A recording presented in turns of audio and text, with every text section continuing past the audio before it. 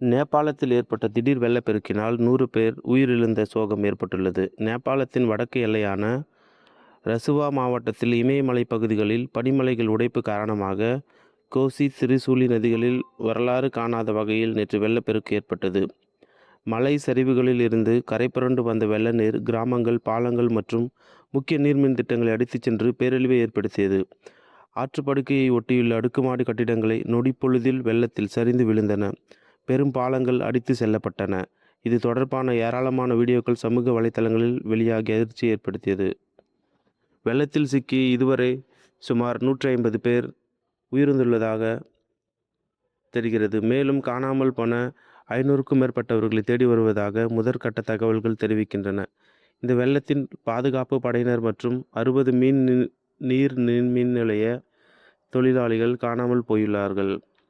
நேபாள சுற்றுலா வாரியத்தின்படி 291 வெளிநாட்டவர்கள், 105 இந்தியர்கள் உட்பட 93 நேபாளிகள் என மொத்தம் 354 பயணிகள் காணாமல் போயுள்ளதாக தகவல் தெரிவிக்கின்றனர். ராசு, வாசுகி, சிலிமே, திரிசூலி நீர்மின் நிலையங்கள் உட்பட 6 முக்கிய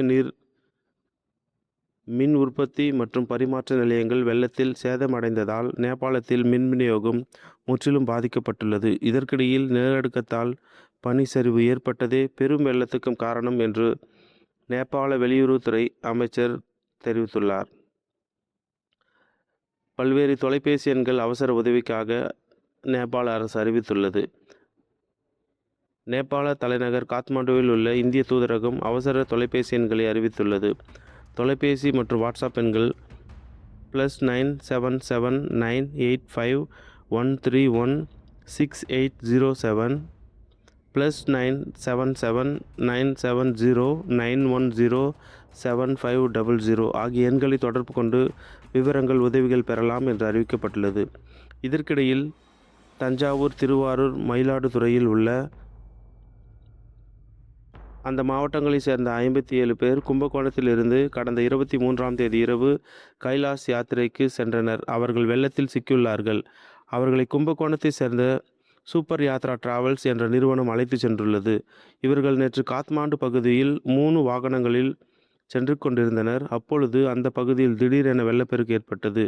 இதில் ஒரு வாகனத்தில் சென்ற 20 பேர் தப்பி பத்திரமாக உள்ளதாகவும், மற்ற 3 வாகனங்களில் சென்ற 37 பேர் வெள்ளத்தில் ஏற்பட்ட நிலச்சரிவில் சிக்கி பின்னர் மீட்கப்பட்டதாகவும் கூறப்படுகிறது. இது குறித்து சூப்பர் யாத்ரா டிராவல்ஸ் உரிமையாளர் கூறியது: கடந்த 23ஆம் தேதி இரவு கைலாய மலைக்கு கும்பகோணத்திலிருந்து 57 பயணிகளுடன் புறப்பட்டோம். பின்னர் காத்மாண்டுவில் இறங்கி கைலாய மலைக்கு அவர்களை 3 வாகனங்களில் அனுப்பி வைத்துவிட்டு நான் திரும்பிவிட்டேன். எனது மகன் உமர் பரூக் அவர்களுடன் வழிகாட்டியாக சென்றார். பின்னர் இன்று காலை எங்களது குழுவில் சென்ற ரகு என்பவர் எனக்கு ஃபோன் செய்து திடீர் என வெள்ளத்தில் ஒரு வாகனத்தில் சென்ற 20 பேர் தப்பித்து பத்திரமாக உள்ளதாகவும், 37 பேருடன் சென்ற 2 வாகனங்கள் பள்ளத்தில் விழுந்ததை பார்த்ததாகவும் கூறினார். பின்னர் அந்த 37 பேரும் தங்களது உடைமைகளை இழந்து இராணுவ முகாமில் இருப்பதாக குழுவில் சென்ற சிவரஞ்சனி என்பவர் காலை 10 மணி அளவில் எனக்கு தகவல் தெரிவித்தார். அந்த பகுதியில் தொலைத்தொடர்பு வசதி இல்லாததால் அதன்பின் அவர்கள் யாரையும் தொடர்பு கொள்ள முடியவில்லை. இவ்வாறு செய்தியாக சாதிக் கூறினார்.